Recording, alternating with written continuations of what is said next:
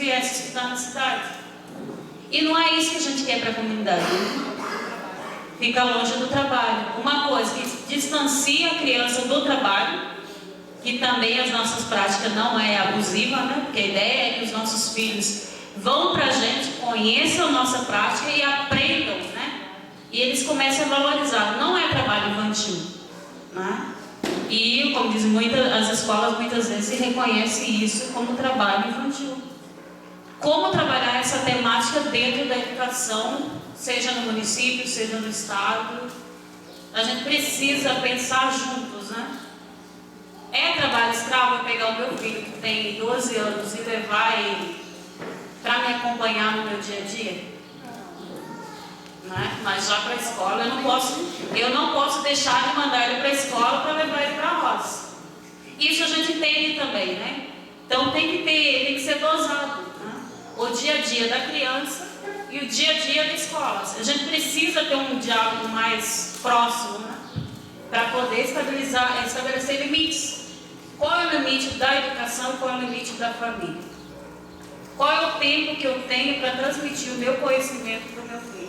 Se a escola não consegue valorizar o dia a dia da família, como que eu vou introduzir esses conhecimentos no meu filho? Né?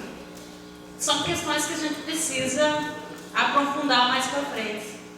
E eu convido os interessados que queiram trabalhar aí a história da cartografia para estar somando força aí junto com a Cati, com as meninas aí e comigo aí no conhecimento do nosso território, de fato, como ele é. Eu acho que a gente vai pedir para o Léo falar um pouquinho depois, ou o Belinho, sobre a dificuldade, né, do transporte escolar. Né? Com a gente tem conversado algumas vezes, né? E nós estamos com um problema sério dos horários, né? E do tempo que as crianças ficam nos ônibus. Isso, para mim, eu considero, como diz, um agravante que precisa ser discutido, ser aprofundado. O meu filho sai de casa às 11 horas e chega às 7 horas da noite. Né? Então, é muito tempo que ele fica ocioso na rua, né? Tem o tempo da escola e tem o tempo que ele perde na vinda para a escola e no retorno. E isso poderia estar sendo aproveitado de outra forma. Né? Com relação às escolas, de novo, reforço. Como trabalhar a reabertura das escolas rurais pensando no aluno, no infantil e no adulto. Acho que essa é uma resposta que a gente precisa ter, né, gente? Meu filho sai 11h30 e chega em casa às 7 horas. 11 da manhã e chega às 7 da noite. Todos os dias. Porque não tem acesso, não tem transporte. Tem um transporte público que leva eles. Horário para. Não deveria, mas é o que acontece. Mas não tem linha 11 horas da manhã? Tem, porque ele sai de casa às 11 horas. Da minha casa ele sai às 11 horas. Ele estuda no período da tarde aqui na cidade. Isso. Precisa conversar mesmo, né? Porque qual a consequência? O que vai gerar numa criança que fica das 11 às 7 fora de sua casa e se está num ambiente escolar que não se fala da sua cultura? O que gera isso, né? Quais as consequências? Qual a consequência para essa criança ou para essa família, ou para a comunidade, né? Que tem o grupo dos seus adolescentes que vive essa dinâmica todo dia, né? De ficar fora, num ambiente onde não tem a merenda adequada, conforme o costume, conforme que ele está acostumado a comer lá na comunidade, e onde não se fala daquilo da prática do dia a dia dele. Está desenraizando a pessoa totalmente, né? Ambiente hostil, né? Ambiente hostil. Um ambiente hostil. Por isso que o menino aí, né, do filho da Nilce, não gosta de ir para a escola, né? Porque sente essa hostilidade, né? Então a gente vai chamar agora para falar sobre as comunidades do Paraná. São 5 comunidades do Paraná que estudam aqui no município da Barra do Turvo, né? E para falar dessa problemática, o Milton Morato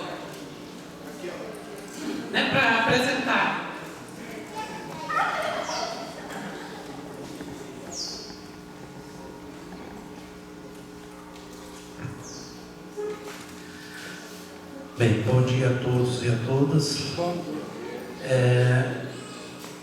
Só salientando, eu também faço parte da IACONE, com muito orgulho.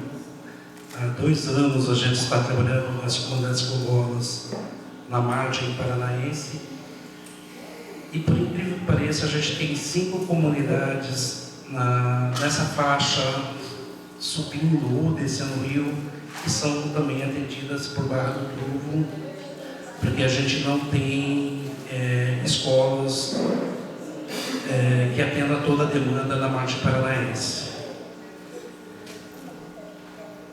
Vi aqui que alguns dos companheiros da Margem Paulista também enfrentam dificuldades que nem a gente enfrenta na Margem Paranaense, na questão da escola, já que a gente é atendido pelo município. Caso mencionar a Areia Branca, que é atendida em Indaiatuba, que também sai por volta de 4, 4h30 da manhã para chegar na escola. E casos daqui de Esteitinho, que os alunos andam 9 quilômetros para chegarem até o ponto de um ônibus para poderem pegar o ônibus para vir estudar em Barra do Turvo. Daí eu questiono, isso é culpa de Barra do Turvo? Não é. A culpa, como diz, é do nosso Estado, que não põe um transporte escolar dentro da área paranaense para poder os alunos cederem, como eu disse, pelo menos poder chegar à margem paulista para poder estudar em Barra do Turvo. O que a gente vem cobrando, como diz, a gente tem cobrado muito do Estado do Paraná, incluindo a DPU, o Ministério Público, mas até então a gente não tem tido nenhum resultado por parte nem do Ministério Público, nem da DPU. O que a gente pede? Como diz, a gente vê um esforço enorme da DPU, do lado paulista, fazendo um excelente trabalho, enquanto nós, na margem paranaense, estamos abandonados, tanto pelo Ministério Público quanto pelos outros, como diz, órgãos que teriam por obrigação de dar assistência para nós. Recentemente a gente teve que nem o próprio Kojak falou, a gente tem uma média de 250 a 300 alunos que estudam em Barra do Turvo. Recentemente a gente teve uma discussão, porque surgiu a gente tem uma demanda muito grande para o estado de São Paulo, e Barra do Turvo também tem muitas dificuldades de atender essas demandas.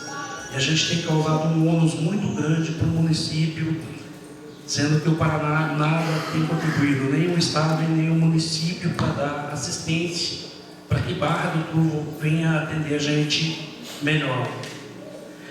Dentro desse contexto, este ano surgiu a possibilidade de nós não sermos atendidos no ano que vem, os nossos alunos em Barra do Turvo. A gente passou toda essa demanda para o Estado do Paraná. Quinta-feira passada eu tive ligações dizendo que estariam já negociando com o município, mas agora, umas 2 horas atrás, estive conversando com o Kojak.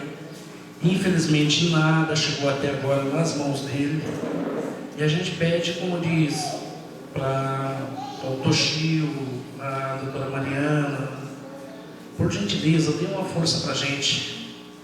Cobrem os colegas de vocês, paranaenses, para que as coisas caminhem para nós. E na situação que a gente está, abandonado é apelido, no caso. Recentemente, semana passada, a gente teve um atendimento do Grupo Geral, no Grupo de São Paulo, e com atendimento médico e outras áreas de assistência social. E a mesma ponte que dá acesso para os alunos virem e passarem para vir estudar em Barra do Turvo, essa ponte cedeu quase 1 metro para baixo, uma ponte pêncil. O que a gente pede dos companheiros se possível, acionar a Defesa Civil para que dêem uma verificada não só na nossa ponte, que serve para a comunidade inteira, mas também aos alunos, para dar uma olhada nos cabos, não só da minha comunidade, mas em todas as comunidades do entorno que cruzam o rio Paraná-São Paulo. Que a ponte dos 3 canais já caiu uma vez, incluindo, passando alunos. Graças a Deus não aconteceu nada, mas ela cedeu e caiu, e nós estamos correndo o risco de acontecer o mesmo com a gente. Corre o Franco. E também a Areia Branca também corre o mesmo risco. Que é a única, e aqui São João. Aqui, todas essas comunidades são atendidas por Barra do Turvo. Infelizmente, a gente não tem estradas na margem paranaense que dê acesso às escolas do Paraná.